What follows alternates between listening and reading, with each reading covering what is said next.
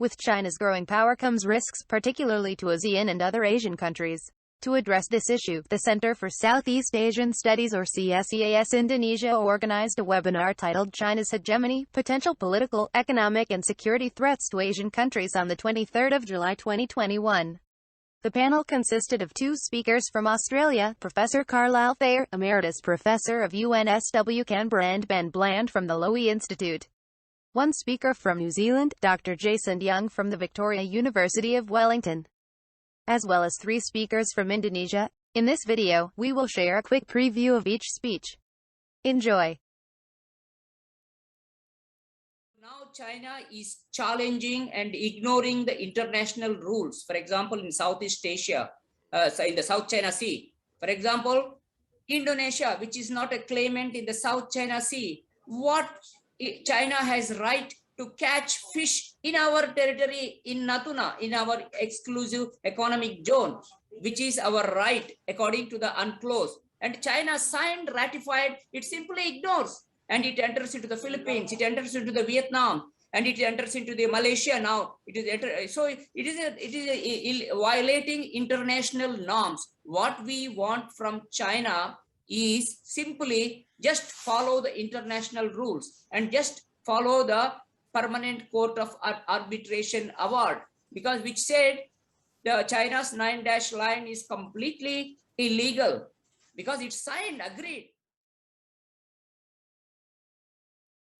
I would suggest that the threat to Asia countries in terms of the emergence of China as a great power and the great power competition for hegemony in the region is that if Asia became an Asia without the United States, that would be incredibly problematic because there would be no great power to balance China.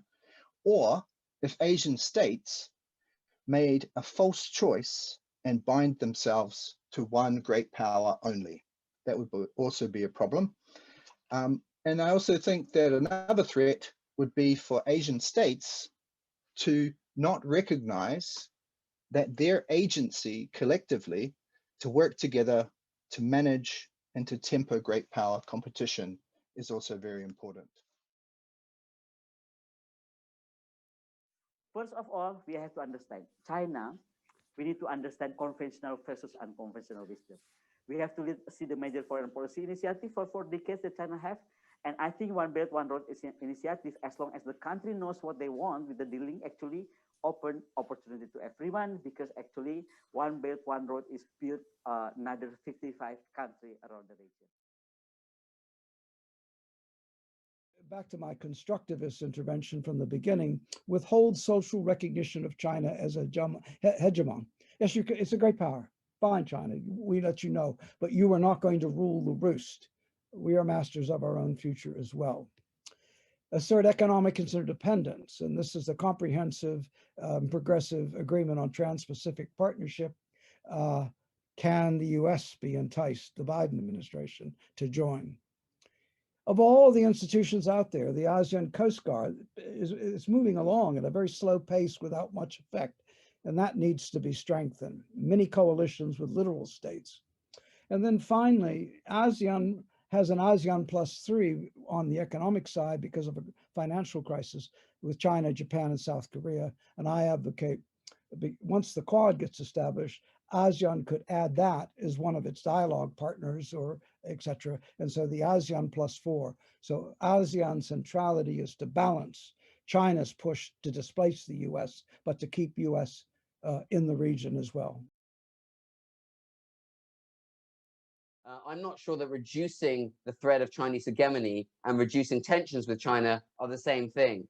In fact, I think they're in tension with each other, because to counter the growing Chinese power in the region is going to require an increase in tensions in the short to medium term. If you want to push back against China, you're going to inflame tensions. And if you want to reduce tensions in the short to medium term, you're probably better off not trying to counter Chinese hegemony and trying to simply accommodate it. Now, what do I think people could do that would be more coordinated and might be better than simply every country going its own way, which kind of, as I said, could lead to a certain path dependency?